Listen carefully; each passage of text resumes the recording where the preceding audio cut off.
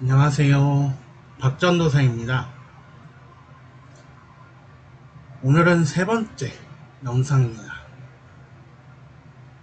구독, 좋아요 눌러주시면 저희 다음 학기 등록금과 생계에 엄청 큰 도움이 될 것 같습니다. 감사합니다.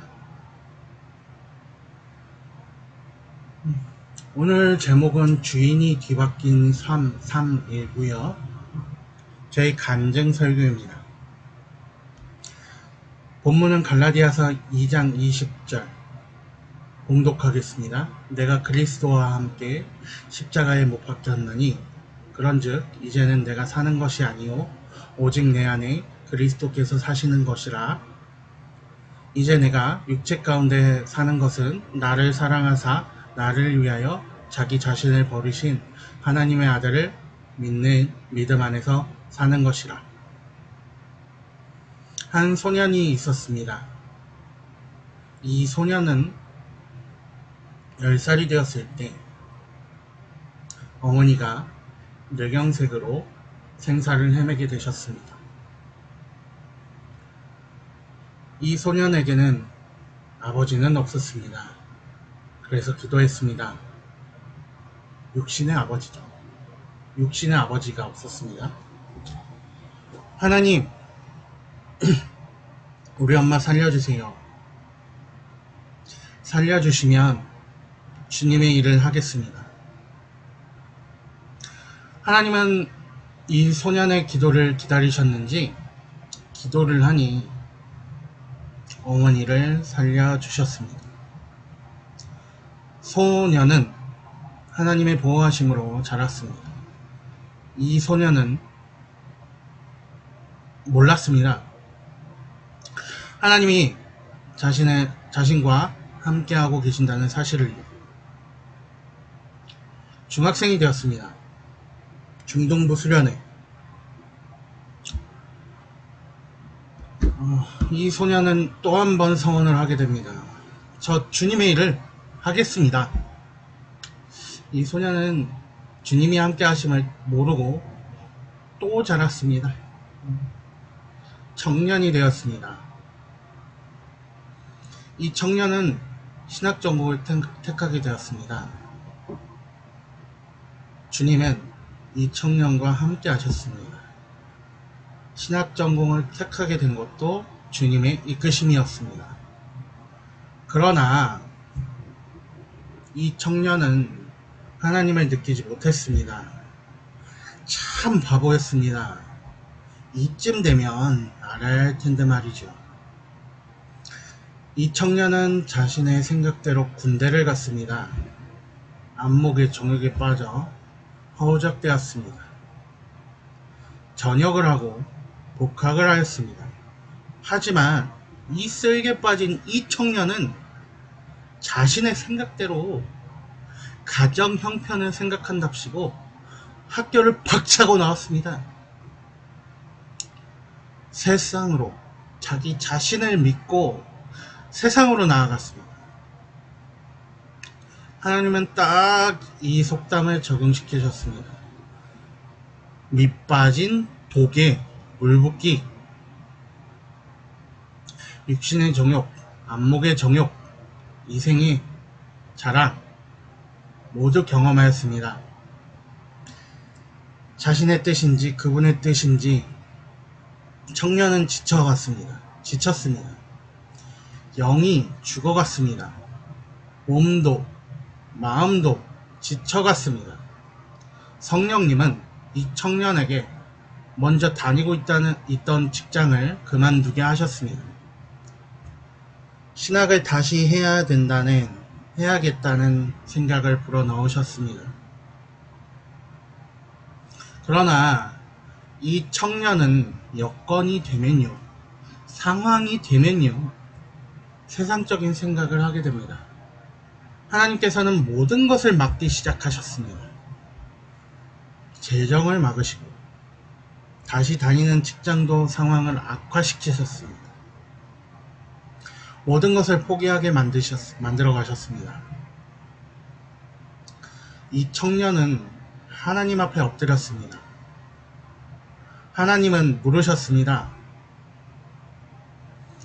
내가 널 써도 되겠니? 청년은 말했습니다. 저 아무것도 없습니다. 아무것도 할 수가 없습니다.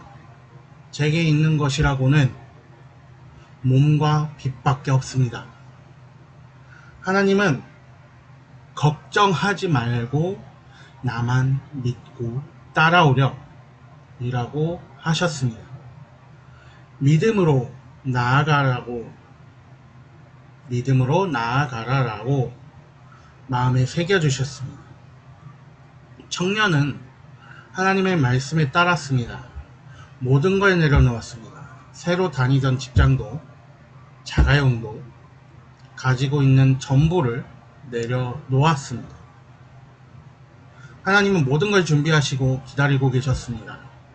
하나님의 이끄심을 받아 재입학을 결정하고 성경을 읽을 수 있는 시간을 주셨습니다. 청년은 성경을 듣고 읽으며 깨달았습니다.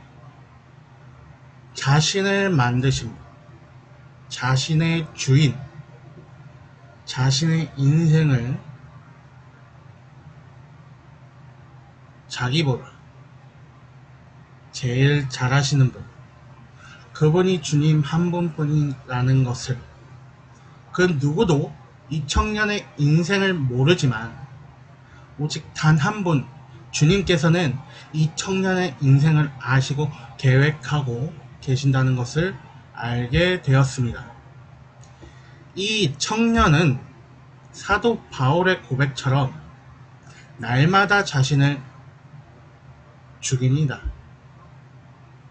오늘도 내일도 이미 십자가에 못 박힌 내 안의 죄덩어리인 자신을 매일 죽입니다. 죽여도 살아나는 자, 내 안에 또 다른 나의 죄덩어리들을 매일 죽입니다. 매일 어제의 잘못된 자신에게 사형 선고를 합니다. 믿음으로 노아는 모두가 비웃어도 비가 오지 않을 것 같은 날씨에도 순종해서 구원의 방주를 만들기 시작합니다.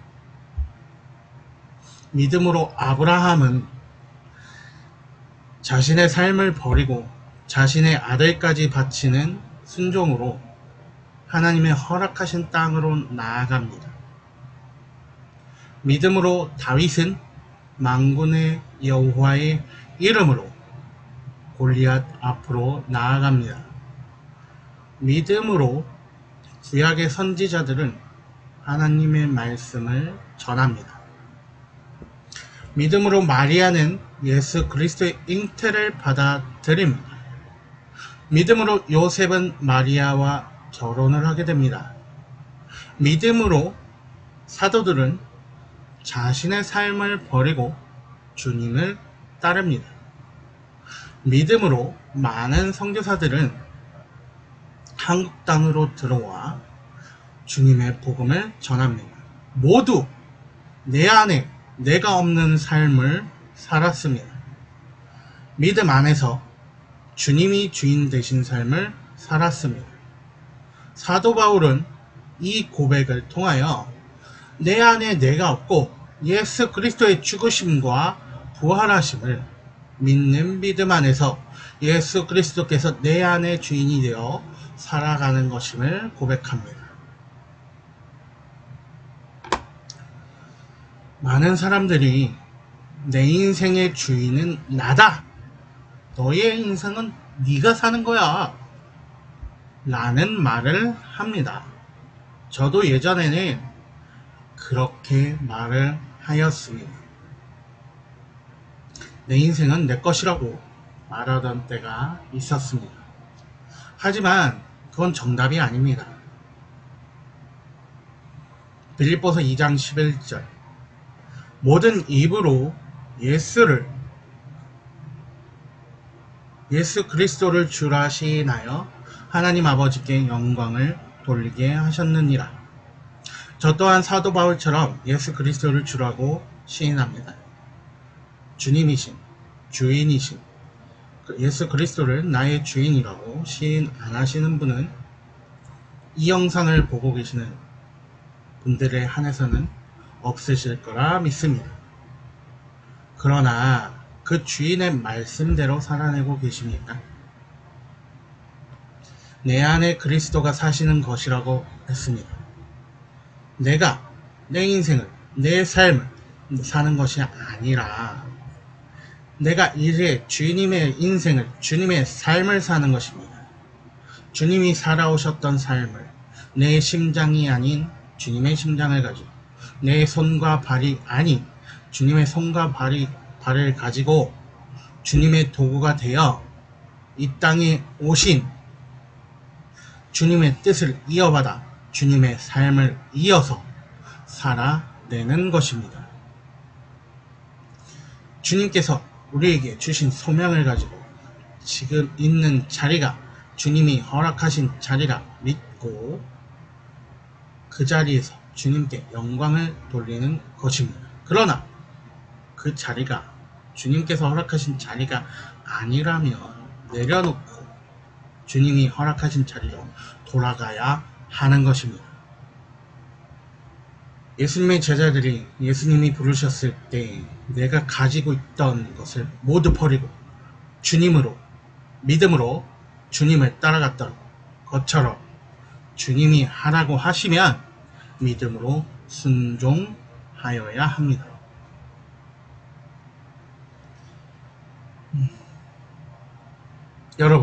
여러분들은 지금 그 자리에 여러분들이 선택해서 계신 분들도 있고 주변의 권유로 계신 분들도 계실 것입니다. 그러나 더 깊은 곳에, 마음 깊은 곳에, 생각 깊은 곳에 하나님의 부르심이 있습니다. 하나님이 여러분을 택하셨고 그 자리로 부르신 것입니다. 저는 그 진실을 늦게 깨달았습니다. 여러분, 제가 이런 말씀을 드리는 것이 어떻게 보면 건방져 보일 수도 있지만 꼭 해드리고 싶습니다. 인생을 살다 보면 내 생각이 몰려올 때가 있습니다. 도망치고 싶을 때도 있을 것입니다. 마음대로 되지 않을 때도 물론 있을 것입니다. 그럴 때마다 인생의 고비를 만날 때마다 이 한 가지만 꼭 기억하시기를 부탁드립니다. 하나님은 살아계시고 우리의 인생 가운데 함께 계십니다. 사소한 것 하나까지 간섭하시고 개입하고 계신다는 사실은, 그러나 여러분이 하나님을 나의 모든 영역의 주인으로 모셔야 가능한 일이라는 것을, 아직 내 안에 내가 주인이신가요? 아직 주님이 문 밖에 서서 두드리고 계신가요?